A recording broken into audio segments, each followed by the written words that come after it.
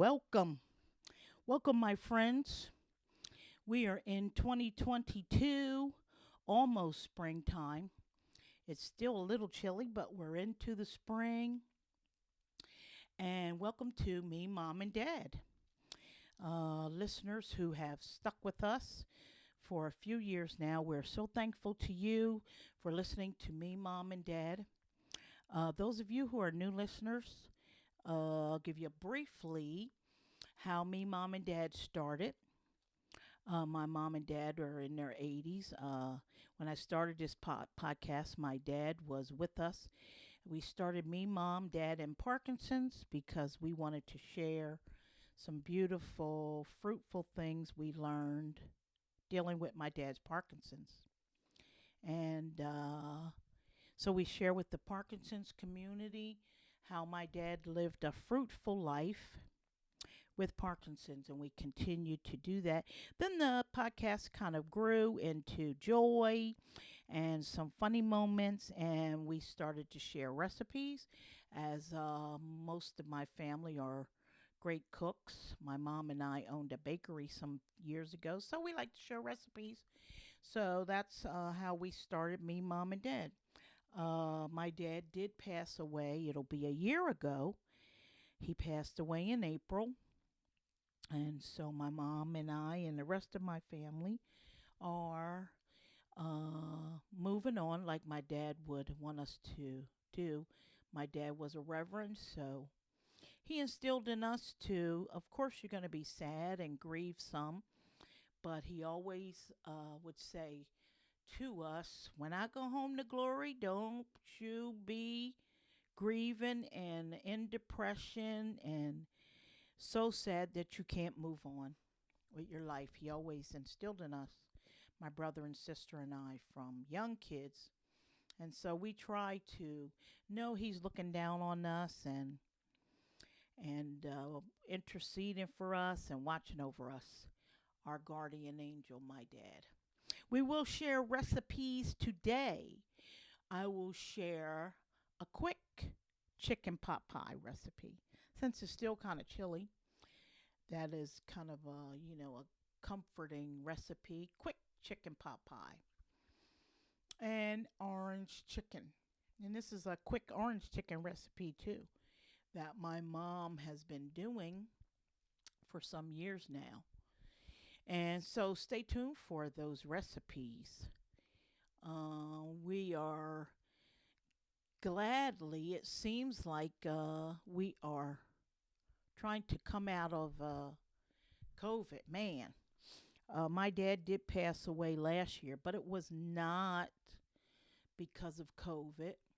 My dad his name is Harold. My mom's name is Gloria, and I need to get her on this podcast too, which I will do in the future podcast. My dad was 86, or was he 87? I think it was 86, but it might have been 87. Anyway, he didn't pass away from Parkinson's. He was other elements that he passed away from, but he did live a fruitful life. He didn't pass of COVID, is what I was trying to get to. But while the COVID was going on, being cooped up and all that, we are glad that it seems like we are trying to come out of this pandemic. So, mom and I and the rest of our family, we are slowly trying to go out and eat a little dinner a little more, and go out and about a little more carefully. Um, and thank goodness for that. Seems like the COVID numbers are down and we're trying to do better, right? Praise the Lord for that. Hope you guys are hanging in there. My friends in the Parkinson's community, I pray that you are keeping your heads up. I know for my dad, when we shut down, 3 years ago, Parkinson's can bring on some depression. So we always try to find ways as a family to keep my dad's spirits up. And the COVID shutdown was not cute, was not pretty. We couldn't go to the gym, which is how my dad lived a fruitful life. But we did have in our garage a stationary bike, so he did do that. We found ways to keep him fit. Of course, he loved going out to dinner every now and then. We uh, couldn't do that, so trying to keep his spirits up. I know my Parkinson's community friends, it was a challenge, right? So it's still a challenge. Still have to be careful because with Parkinson's, we have to keep those booster shots going with the vaccines and all that to stay healthy. And I hope you all are doing that. As I said before, my dad, he lived a fruitful life with Parkinson's, those of you who are new to our podcast. And he did that through exercise and movement. And studies have shown that riding a bike, the stationary bike, and they have a boxing program for Parkinson's. Exercise is the key. Most people would see my dad, and unless I told them he had Parkinson's, you wouldn't have known that he had Parkinson's. He lived a fruitful life because of exercise. It is the key to uh, fighting Parkinson's. So get up and do a little bit at a time and get moving, my friends. And not just the Parkinson's community, for all of us. I find myself getting lazy sometimes, and Mom and I are going to the Y tomorrow to ride that bike and get our bodies moving. Exercise, exercise, exercise is the key. I didn't talk about it much when my dad was living. Parkinson's can bring on hallucinations, and it was a bit scary for my mom and I. And I did share it once or twice on one of the episodes, previous episodes, and so I will touch on it a bit. My dad, when he first got diagnosed, that was the scary part. Is he, would see things, and we'd have to say, Dad, that didn't really happen. And he didn't believe us, and that's one of the symptoms of Parkinson's. Um, and my brother said to me, Tia, as I said, my dad's a pastor, so he instilled in us a faith in God big time. So my brother says to me, Tia, I know that all the symptoms of Parkinson's, I know medically what you're saying to me. And he said, but I want you, my brother lives a few hours away from us. So it's my mom and dad and I who were roommates together. And my brother told me years ago when the hallucinations started, he said, T, I want you guys to start doing something at night. Start having a little prayer before you guys go to bed. And just pray. And start with that. And we did. My mom and I and Dad, we would sing a hymn, which my dad loved singing hymns. On previous episodes, I've played the three of us singing together. It was so beautiful. And we did. We started praying before we went to bed. And I'm telling you, my friends, it wasn't 100% perfect, but it helped a whole lot, my dad, with the hallucinations. We just sang a hymn and we prayed together. And I just prayed that my dad would have peace as he's sleeping. The hallucinations seem to happen more at night. And that seems to be the story with Parkinson's for a lot of patients, is it's at night as you're going to sleep that it happens. And so we would pray, and we did it every single night. We didn't miss a night from that time we started till my dad passed away. Every night we would pray. And I'm telling you, the hallucinations, they were less. I would almost like to say he hardly ever had any anymore. The neurologist, he did subscribe my dad with a nighttime medication, so he did sleep better. Um, he did still, when he got on that medication, he would still have a hallucination. But with the prayer and the combination of the medication and the singing, they were better. They almost always went away. Um, and that's what we did. And the medication, as I said, the medication and the prayer and the peace, he slept better, and the hallucinations kind of went away. We did talk to him when they started, and just try to get my dad to understand that what he was seeing was part of the symptoms of Parkinson's. And my dad, being so smart, he kind of looked at us like he didn't believe us, but he did believe that what we were saying was the truth, that it was a symptom of Parkinson's. So he got better and better at that. He lived a more peaceful life, a fruitful life with the hallucinations. And once again, I always share with the Parkinson's community about the medication for uh, Parkinson's. Most Parkinson's patients are on cortidopa levodopa, and my dad was on that one. My mom and I would call it the yellow pill because it was always yellow. And what we when we started this podcast was sharing with the Parkinson's community the importance of allowing that cortidopa levodopa to absorb properly. So remember, um, for my dad, we gave him his medication 2 hours before and after his meals. So my mom gave him his first pill at 5 a.m. in the morning. So that yellow pill would absorb on an empty stomach. He would not eat for the next 2 hours. That's why we started it at 5 a.m. on an empty stomach.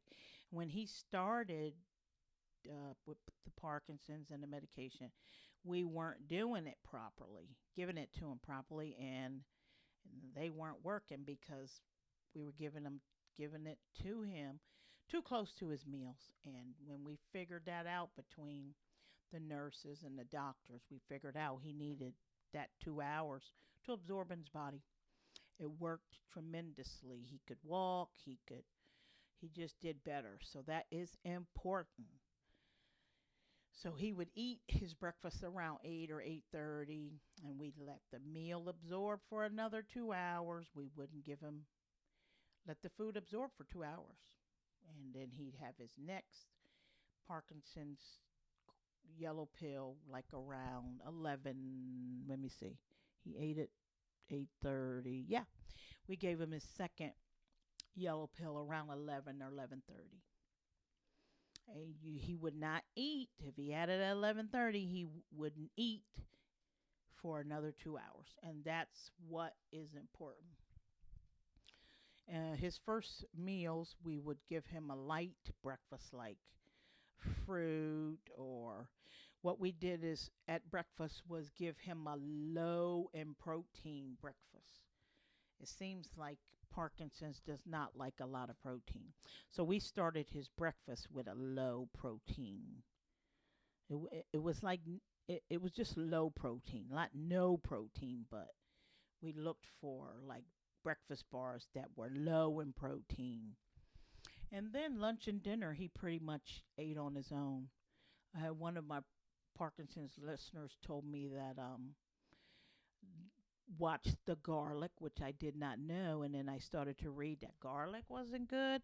And I did notice if we gave him something with garlic in it, he would start to not do well. He would start to have start shaking and not be able to walk as well. So that's true. So, and then I read on Michael J. Fox's website about the protein. A lot of protein was not good. So those are the pointers we always like to share with the Parkinson's community. Let that medication absorb, please. And exercise is the key, my friends. And my dad was a champion with Parkinson's. He really was a champion. As I said, my friends would say, I didn't even know your dad had Parkinson's until we told him. And he had his struggles. Some days, we called wobbly legs, or if the medication wasn't absorbing well, he would, his hands would shake, or he'd have wobbly legs, but he was not in a wheelchair, and he would walk, and he loved going to the gym and working out. He really was a champion for the Parkinson's community. So get moving, my friends. Moving, moving, moving. I'm talking to myself too, because my mom and I can get pretty lazy sometimes. So we try to knock ourselves out of that. Let's do these recipes. This is quick. Chicken pot pie. All you're going to do is, I use a 8x8 square pan, 8x8 a sheet. You can use a bigger pan. Oh, sorry about that. Live. Taping this podcast live. Sorry. Anywho, uh, chicken pot pie. Spray the pan with, like a Pam spray. And then I use the already crust, like Pillsbury Doughboy, already crust, already made crust. And you'll take a bottom crust and lay it in the pan on top of the pan spray. And what you want to get is a can of cream of chicken soup.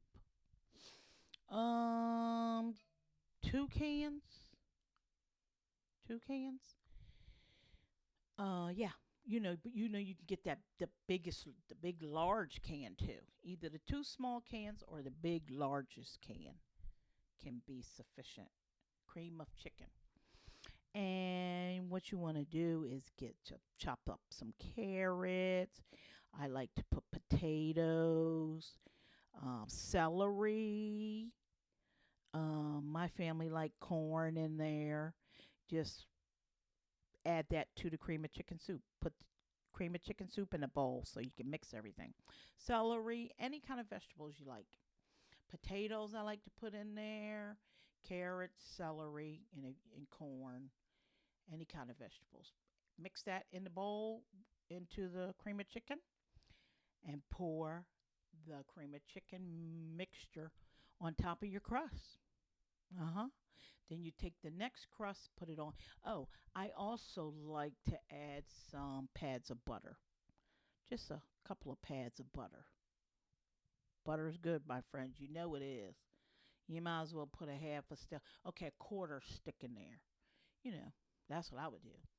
Pour it in there. You don't even have to melt it if you don't want to, but if you want to melt the butter, that's fine too. Add a little salt and pepper or any of your herbs. And again, pour that on top of the bottom crust. Then you want to take the next second crust, put it on top of that cream of chicken mixture. And then in the middle, take a knife and cut a slit in the middle that allows the steam to come out. Put like 3 slits, like in a triangle right in the middle. And put the chicken pot pie in the oven on 350 for about 35-ish, 40 minutes until your crust is brown. Also, I forgot to mention, you don't have to do it, but that bottom crust that we put in first on top of the Pam spray, I do like to bake that bottom crust for like 5 or 6 minutes on 350. And you don't have to do that, but I do like to bake it a bit. But you don't have to. The crust will cook. But I like to bake the bottom crust. Put the whole completed chicken pot pie. Oh, you like to put peas in there? A lot of people like peas in their chicken pot pie. Put it in the oven. That's your quick chicken pot pie, my friends. Quick orange chicken. You want to get some cut up parts of chicken, or you can do wings, thighs, any parts of chicken you like. Get your parts of chicken, season with salt and pepper. And you're going to need orange juice, but the concentrated frozen orange juice. You need the box of Lipton cup of soup packs. It's the Lipton cup of soup that's in the packs, and it's in a box. And it's, I say Lipton because that's what we always grab. You know, they're in the envelopes of soup in the box. So you need that. And see, you need some white wine. You can use red, but I think we always I always use white wine. So you're just gonna let your frozen concentrated orange juice, let it melt. Pour that melted concentrated orange juice in a bowl. You just need one of those concentrated. I mean, if you're doing like a whole lot of chicken, then you would get two or three or four, how many people you're feeding. But just use the one, what, 8 ounce can that is, 12-ounce can. And let it melt again and pour that in a bowl. Pour a cup of white wine in with the orange juice. And you know, you can go a little more with the wine if you want. It won't hurt it. And then you take an envelope pack of the Lipton cup of soup, one envelope. It comes in a box of a couple envelope packs. But one pack of the Lipton cup of onion soup, by the way. Lipton onion soup mix. Pour that in there. It's got like dried up onions and all that. If you haven't seen it, it's nice. That's what really seasons it up. Pour that in the bowl with the orange juice and wine. Mix it all up, my friends. Pour it on top. Place your chicken in a baking dish and pour this wine orange juice mixture on top. Put it in the oven on 350 for a good 50 minutes to an hour. Yep. Until you see your chicken browning.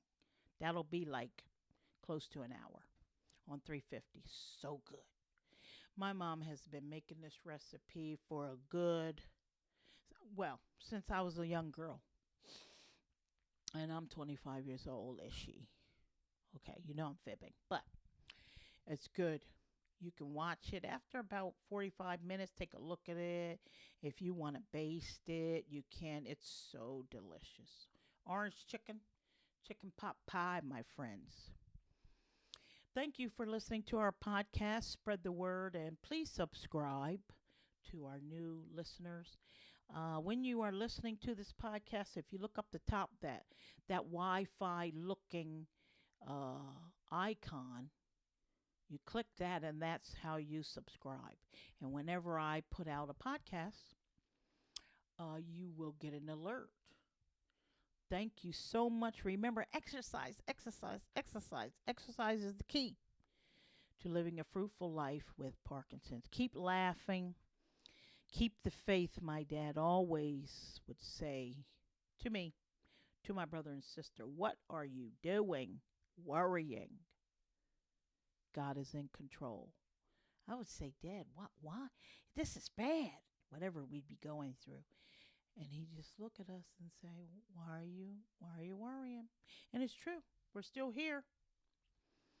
So be at peace. And when my dad was living, to keep him not having to go through depression, my family and friends would always continue to keep coming around and keeping him and my mom and I too happy and laughing. We started sharing these recipes because my brother and sister and friends were always in the kitchen cooking and laughing and shooting the breeze. Food brings people together. So keep your heads up, my friends.